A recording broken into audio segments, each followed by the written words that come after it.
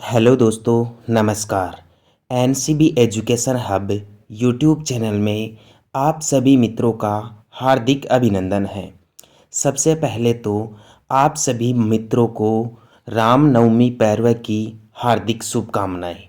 आज का video class प्रारंभ करते हैं और इसका फर्स्ट क्वेश्चन देखिए आप। भारत का प्रधान देशांतर निम्नलिखित में से किस राज्य से नहीं गुजरता? तमिलनाडु, मध्य प्रदेश, छत्तीसगढ़, उत्तर प्रदेश।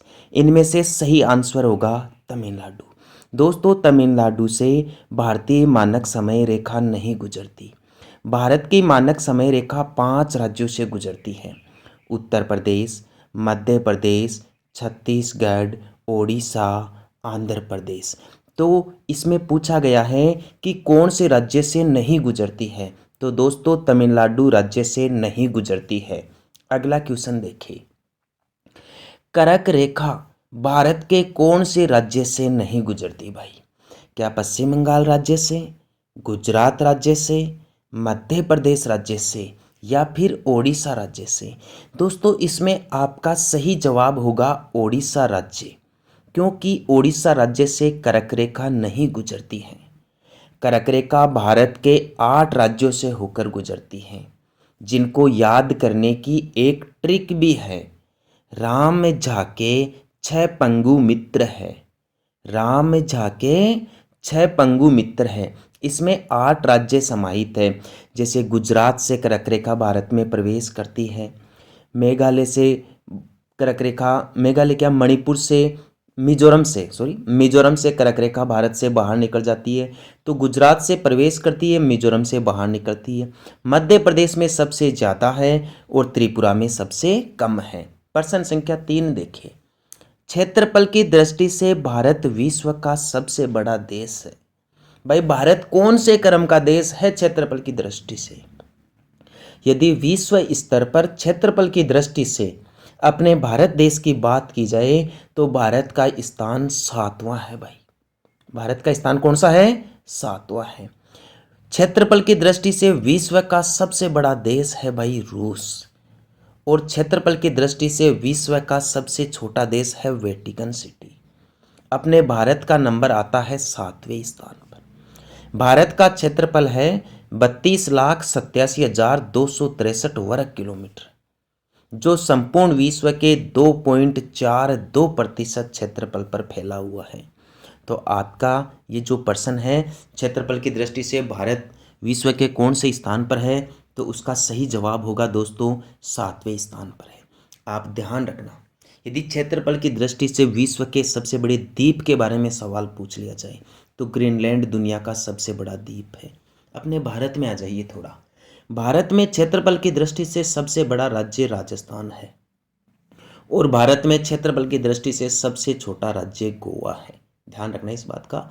पूर्व में भारत का सबसे बड़ा राज्य मध्य प्रदेश हुआ करता था, लेकिन सन 2000 में छत्तीसगढ़ के गठन के बाद यह खिताब राजस्थान को मिला। प्रश्न संख्या 4 देखिए। भारत का अक्षांशीय विस्तार कहाँ से कहाँ तक है? दोस्तों, इन अक्षांश रेखाओं को समानांतर रेखाएं भी कहते हैं। ये किसी भी देश या किसी भी स्थान की स्थिति, तापमान, दूरी, जलवायु कटिबंधों का निर्धारण, इनको ज्ञात करने में उपयोग में ली जाती है। भारत का अक्षांशीय विस्तार 8 डिग्री 4 मिनट उत्तरी अक्षांश से लेकर 37 डिग्री 6 मिनट उत्तरी अक्षांश तक है। ये दोस्तों केवल भारत का है। यदि आपसे सवाल ये पूछे कि संपूर्ण भारत का अक्षांशीय विस्तार कहाँ से कहाँ तक है, तो 6 डिग्री 4 मिनट उत्तरी अक्षांश से शुरू होगा। क्यों? क्योंकि अपना अंडमान निकोबार द्वीप समूह है 6 डिग्री 4 मिनट उत्तरी अक्षांश पर है। 8 डिग्री 4 मिनट उत्तरी अक्षांश पर तो दोस्तों अपना कन्याकुमारी प्रारंभ होता है, और 37 डिग्री 6 मिनट उत्तरी अक्षांश पर अपने भारत में जम्मू कश्मीर राज्य में जो गिलगित शहर है, जहां इंदिरा कोल स्थित है, वो पॉइंट है। तो ऑप्शन आपका ये सही होगा। ठीक है, 8 डिग्री 4 मिनट से 37 डिग्री 6 मिनट। प्रश्न संख्या 5 देखे भाई। हमारा राष्ट्रीय पंचांग क्या है? दोस्तों, अपना जो राष्ट्रीय पंचांग है अपने भारत देश का, वह शक संवत पर आधारित है भाई। इसमें ऑप्शन ए दिया गया है जन गण मन। ये तो हमारे देश का राष्ट्रीय गान है भाई, जो रविंद्रनाथ टैगोर जी के द्वारा लिखा गया। ऑप्शन ब है वंदे मातरम। ये भारत का राष्ट्रीय गीत है जो बंकिम चंद्र चट्टोपाध्याय के द्वारा लिखा गया। तो प्रश्न संख्या 6 देखिए, किस वर्ष में गंगा नदी को डॉल्फिन, गंगा नदी की डॉल्फिन, दोस्तों डॉल्फिन एक मछली है, एक मत्स्य है जो अपनी जो सबसे पवित्र नदी है गंगा नदी, या हिंदू धर्म की जो सबसे पवित्र नदी है गंगा नदी, उस नदी में पाई जाती है डॉल्फिन मछली। तो आपसे पूछ रहा है कि डॉल्फिन मछली को भारत का राष्ट्रीय जलीय जीव किस वर्ष घोषित किया गया? दोस्तों 2009 में घोषित किया गया। Option D it's right answer. प्रश्न संख्या 7 देखें, भारतीय राष्ट्रीय ध्वज का केसरिया रंग किसका प्रतीक है? केसरिया रंग किसका प्रतीक है दोस्तों? हमें क्या प्रेरणा मिलती है केसरिया रंग से? कौन सा संदेश देता है ये केसरिया रंग इस भारतीयों को या इस मानव जाति को? केसरिया रंग दोस्तों साहस और बलिदान का प्रतीक है।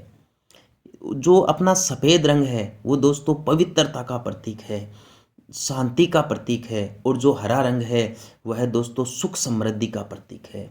और जो बीच में 24 तिलियों का नीले रंग का अशोक चक्र बना हुआ है वह हमारे देश में दोस्तों विकास का चक्र माना जाता है कि देश का विकास सदा हमेशा चलता रहेगा भाई। ठीक है, तो प्रश्न के हिसाब से आपका ऑप्शन बी सही होगा भाई, कि जो केसरिया रंग है जो सबसे ऊपर होता है वह साहस और बलिदान का प्रतीक है। ठीक है दोस्तों, ध्यान रखना भारतीय ध्वज या राष्ट्रीय ध्वज तिरंगा 3:2 के रूप में होता है। अगला क्वेश्चन देखिए, प्रश्न संख्या 8, भारत में होकर कौन सी रेखा गुजरती है भाई? क्या कर्क रेखा गुजरती है, मकर रेखा गुजरती है, भूमध्य रेखा गुजरती है, या इनमें से कोई भी रेखा नहीं गुजरती? तो प्रश्न के हिसाब से दोस्तों आपका ऑप्शन ए बिल्कुल सही जवाब है। इन रेखाओं में से, इन अक्षांश रेखाओं में से कर्क रेखा भारत के बीचों बीच से गुजरती है। अतः कर्क रेखा भारत को 2 बराबर भागों में बांटती है। इसे माही नदी 2 बार काटती है भाई। मकर रेखा दोस्तों दक्षिणी गोलार्ध से गुजरती है। कर्क रेखा और मकर रेखा दोनों 23.5 डिग्री अक्षांश रेखाएं हैं, लेकिन कर्क रेखा का मान 23.5 डिग्री उत्तरी अक्षांश है और मकर रेखा का मान 23.5 डिग्री दक्षिणी अक्षांश है, जबकि भूमध्य रेखा का मान है 0 डिग्री अक्षांश। मकर रेखा ऑस्ट्रेलिया को 2 बराबर भागों में बांटती है, जबकि भूमध्य रेखा अपनी पूरी पृथ्वी को ही 2 बराबर भागों में बांटती है। ध्यान रखना भूमध्य रेखा सबसे बड़ा अक्षांश है। अगला प्रश्न देखिए, कर्क रेखा भारत के कौन से राज्य से गुजरती है? पहले ही ये बात बता चुका हूँ कि कर्क रेखा भारत के 8 राज्यों से होकर गुजरती है। उनको याद करने की ट्रिक है राम झाके 6 पंगु मित्र है। तो आपको बताना है इनमें से कौन से राज्य में से गुजरती है। तो दोस्तों मध्य प्रदेश आपका सही जवाब होगा। मध्य प्रदेश में से कर्क रेखा गुजरती है। इसके अलावा महाराष्ट्र, उत्तर प्रदेश, आंध्र प्रदेश, इन तीनों राज्यों में से 23.5 डिग्री उत्तरी अक्षांश रेखा या फिर कर्क रेखा नहीं गुजरती है दोस्तों। कर्क रेखा तो गुजरात से गुजरती है, राजस्थान से गुजरती है, मध्य प्रदेश से गुजरती है, अपने झारखंड से गुजरती है, त्रिपुरा से गुजरती है, मिजोरम से गुजरती है, पश्चिम बंगाल राज्य से गुजरती है। इन 8 राज्यों से होकर गुजरती है भाई ये कर्क रेखा। तो आप ध्यान रखना, इसी कर्क रेखा के ऊपर जो झारखंड की राजधानी है ना रांची, वो शहर स्थित है भाई। महाकालेश्वर मंदिर भी स्थित है। अपना प्रश्न संख्या 10 देखें, निम्नलिखित में से कौन सा स्थान दिसंबर में अधिकतम सूर्य प्रकाश प्राप्त करता है? पूछ रहा है कि आपको ये 4 ऑप्शन दिए गए हैं, पुणे, कन्याकुमारी, कोलकाता और लेह है। तो आपको इन ऑप्शनों का चयन करके बताना है कि कौन से स्थान पे सबसे ज़्यादा सूर्य का प्रकाश प्राप्त होता है दिसंबर महीने में दोस्तों। यदि अपन दिसंबर महीने की बात करें तो दोस्तों कन्याकुमारी शहर में सबसे ज़्यादा प्रकाश प्राप्त होगा, क्योंकि इनमें से सबसे दक्षिण में स्थित स्थान कन्याकुमारी ही है।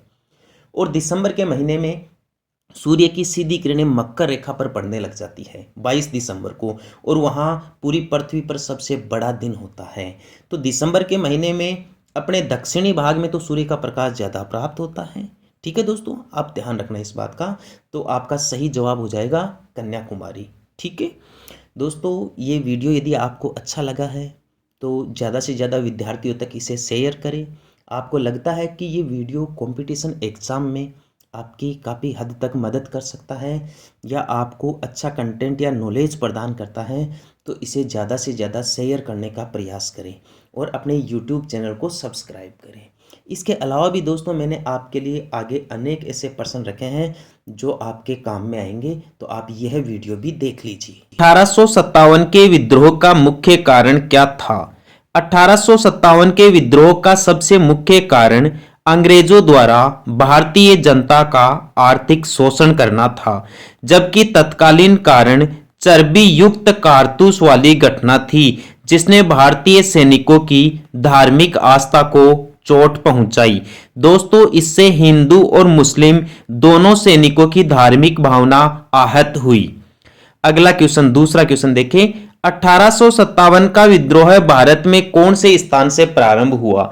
दोस्तों, अपन ने प्रेजेंटेशन प्रारंभ करते ही इस क्वेश्चन की बात कर ली थी कि यह मेरठ उत्तर प्रदेश से प्रारंभ हुआ था। दूसरा सवाल, 1857 की क्रांति की शुरुआत कब हुई थी? 10 मई 1857 ईस्वी को इस विद्रोह की शुरुआत हुई। भारत के इस प्रथम स्वतंत्रता संग्राम की शुरुआत हुई। देखिए चौथा क्वेश्चन, 1857 के स्वतंत्रता संग्राम का प्रतीक क्या था भाई? चिन्ह क्या था? दोस्तों, कमल और रोटी इसका प्रतीक था। पांचवा क्वेश्चन देखिए, पहला भारतीय सिपाही कौन था जिसने चर्बी वाले कारतूस को प्रयोग करने से मना कर दिया था? उसका नाम दोस्तों मंगल पांडे था। मंगल पांडे बलिया उत्तर प्रदेश का रहने वाला था और पश्चिम बंगाल की बैरकपुर छावनी में तैनात था। दोस्तों, अगला क्वेश्चन देखिए, ये जो मंगल पांडे हैं, मंगल पांडे के बारे में एक और ध्यान रखना। मंगल पांडे प्रथम भारतीय व्यक्ति था जो 1857 की क्रांति के दौरान शहीद हुआ। अगला क्वेश्चन ये पूछ रहा कि मंगल पांडे कौन सी बटालियन से संबंधित थे? तो ये बैरकपुर छावनी की 34वीं नेटिव इन्फेंट्री के सिपाही थे। नेटिव इन्फेंट्री का मतलब होता है पैदल सेना, तो पैदल सेना के सिपाही थे। सातवां क्वेश्चन, 1857 की क्रांति के समय भारत का गवर्नर जनरल कौन था? लॉर्ड कैनिंग इस समय भारत का गवर्नर जनरल था। दोस्तों, गवर्नर जनरल एक ऐसा पद था उस टाइम पे जो ब्रिटिश भारत में भारत का सर्वोच्च पद हुआ करता था। रानी लक्ष्मीबाई का मूल नाम मणिकर्णिका था। 1857 की क्रांति के समय ब्रिटेन के प्रधानमंत्री का नाम लॉर्ड पामस्टन था। बिहार में 1857 के विद्रोह का नेतृत्व किसने किया भाई? दोस्तों, कुंवर सिंह ने किया था। 11वां क्वेश्चन, किसने 1857 के विद्रोह को एक षड्यंत्र की संज्ञा दी? जेम्स आउट्रम व डब्ल्यू टेलर ने 1857 के विद्रोह को एक षड्यंत्र की संज्ञा दी। ध्यान रखना दोस्तों, बहुत इंपॉर्टेंट सवाल है यह। 12वां क्वेश्चन देखे भाई, 1857 के विद्रोह के समय किसने इलाहाबाद को आपातकालीन मुख्यालय बना लिया था?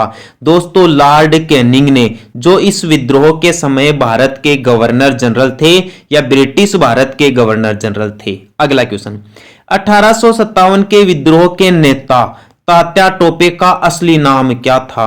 दोस्तों, तात्या टोपे का असली नाम रामचंद्र पांडुरंग था भाई।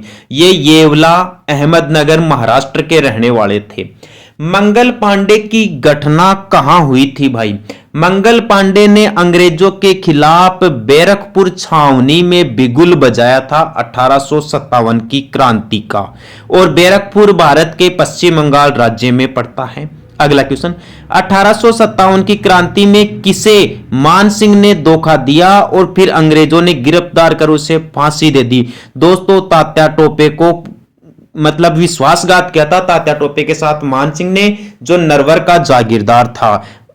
16वां क्वेश्चन देखें, 1857 की क्रांति का संपूर्ण नेतृत्व किसने किया था? बहादुर शाह जफर ने किया था। यह दोस्तों दिल्ली का सुल्तान था, मुगल बादशाह था। किसके द्वारा हड़प की नीति अपनाई गई थी? राज्य हड़प नीति का जन्मदाता लॉर्ड डलहौजी को माना जाता है। लॉर्ड डलहौजी को भारत में रेलवे का जनक भी माना जाता है। अगला इंपॉर्टेंट क्वेश्चन देखें, 18 क्वेश्चन, 1857 के विद्रोह को किसने शुरू किया था भाई? दोस्तों ये भारत के सिपाहियों के द्वारा शुरू किया गया था भाई। 19वां क्वेश्चन, रानी लक्ष्मीबाई को अंतिम युद्ध में किससे सामना करना पड़ा था? अंग्रेज सैन्य अधिकारी ह्यू रोज से सामना करना पड़ा था। यह बहुत इंपॉर्टेंट सवाल है कि लक्ष्मीबाई का सामना करने वाला अंग्रेज अधिकारी कौन था? जनरल ह्यू रोज। ठीक है दोस्तों, अगला क्वेश्चन देखें, 20वां क्वेश्चन, 1857 के विद्रोह के दौरान बहादुर शाह जफर ने किसे शाह आलम बहादुर का खिताब दिया था? दोस्तों बख्त खान को बहादुर शाह जफर ने शाह आलम बहादुर का खिताब दिया। 21वां क्वेश्चन, 1857 के संघर्ष में भाग लेने वाले सिपाहियों की सर्वाधिक संख्या कहां से थी? अवध से थी। अवध वर्तमान समय में भारत के उत्तर प्रदेश राज्य में पड़ता है भाई। 22वां क्वेश्चन, 1857 के स्वतंत्रता संग्राम का मुख्य कारण क्या था? दोस्तों अंग्रेजों के द्वारा चर्बी युक्त कारतूस का प्रयोग करने वाला हथियार भारतीय सैनिकों को दे देना, जिससे उनकी धार्मिक भावना आहत होना। अगला क्वेश्चन देखिए, 1857 के विद्रोह में किस नेता का नाम धोंदू पंत था? नाना साहब का नाम धोंदू पंत था भाई। 24वां क्वेश्चन, बैरकपुर छावनी में किसने विद्रोह की कमान संभाली थी भाई? वो तो दोस्तों मंगल पांडे ही था। मंगल पांडे 1857 की क्रांति का प्रथम शहीद कहा जाता है। और मंगल पांडे को फांसी कब दे दी गई थी? 8 अप्रैल 1857 को मंगल पांडे को फांसी दे दी गई। इस प्रकार वह इस क्रांति का प्रथम शहीद बना भाई। अगला इंपॉर्टेंट क्वेश्चन, 26वां क्वेश्चन है, 1857 का विद्रोह है भारत के किस हिस्से में हुआ था? भारत के उत्तरी और मध्य हिस्से में हुआ था भाई। इसका प्रभाव दक्षिणी भारत और पश्चिमी भारत में कम था। 27वां क्वेश्चन, 1857 के विद्रोह में किसने अपना बलिदान सबसे पहले दिया? मंगल पांडे ने दिया था 8 अप्रैल 1857 को। इसीलिए तो इन्हें 1857 की क्रांति का प्रथम शहीद कहा जाता है। 28वां क्वेश्चन देखें, 1857 के विद्रोह की शक्ति का सबसे महत्वपूर्ण तत्व क्या था? हिंदू मुस्लिम एकता। दोस्तों इस संग्राम में अंग्रेजों ने हिंदुओं और मुसलमानों दोनों की धार्मिक भावना को आहत किया, इसलिए दोनों धर्म के सैनिक एक जगह जुट गए भाई। 29वां क्वेश्चन, 1857 के विद्रोह में तात्या टोपे ने किस शहर से सैनिकों का नेतृत्व किया था? कानपुर उत्तर प्रदेश से। ध्यान रखना तात्या टोपे ने कानपुर उत्तर प्रदेश से सहयोग किया था। 30वां क्वेश्चन, भारत के शिक्षित वर्ग 1857 की क्रांति में कैसे रहे? तटस्थ रहे। उन्होंने क्रांतिकारियों का साथ नहीं दिया, ना ही इन्होंने अंग्रेजों का साथ दिया। दोस्तों 31वां क्वेश्चन, अंग्रेजों ने भारतीय सेना में चर्बी वाले कारतूसों को कब शामिल किया था? जनवरी 1857 ईस्वी में, जिसका सबसे पहले विरोध मंगल पांडे ने किया भाई। ठीक है। 32वां क्वेश्चन, 1857 के विद्रोह के बाद भारतीय फौज के नवगठन के लिए कौन सा आयोग गठित किया गया? पिल आयोग या पिल कमीशन। बहुत इंपॉर्टेंट क्वेश्चन है दोस्तों कि 1857 की क्रांति के बाद सैन्य सुधार के लिए कौन सा आयोग गठित किया गया? पिल आयोग या पिल कमीशन। अगला क्वेश्चन, 1857 के विद्रोह को किस उर्दू कवि ने देखा था? मिर्जा गालिब ने। काफी अच्छा सवाल है।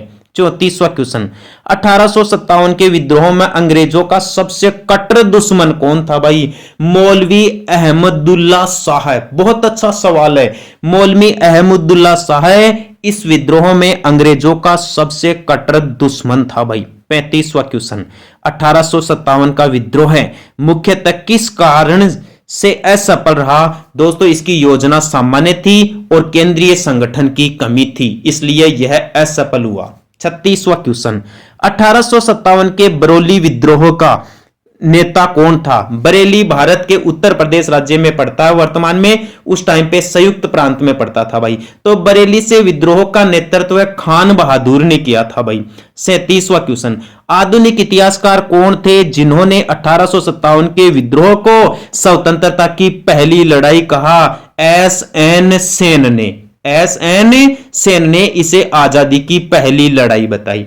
रानी लक्ष्मीबाई की समाधि स्थल कहां है? ग्वालियर में है भाई, और ग्वालियर मध्य प्रदेश में है। ध्यान रखना, रानी लक्ष्मीबाई की समाधि ग्वालियर मध्य प्रदेश में है। उस टाइम पे इसे मध्य प्रांत कहते थे। 1857 के संग्राम में किस जगह को सबसे पहले अंग्रेजों ने फिर से अधिकृत कर लिया? दोस्तों, दिल्ली को कर लिया भाई। दिल्ली से ही क्रांति की योजना बनाई गई थी कि पूरे देश में यहां से क्रांति की जाएगी, लेकिन असफल हुई।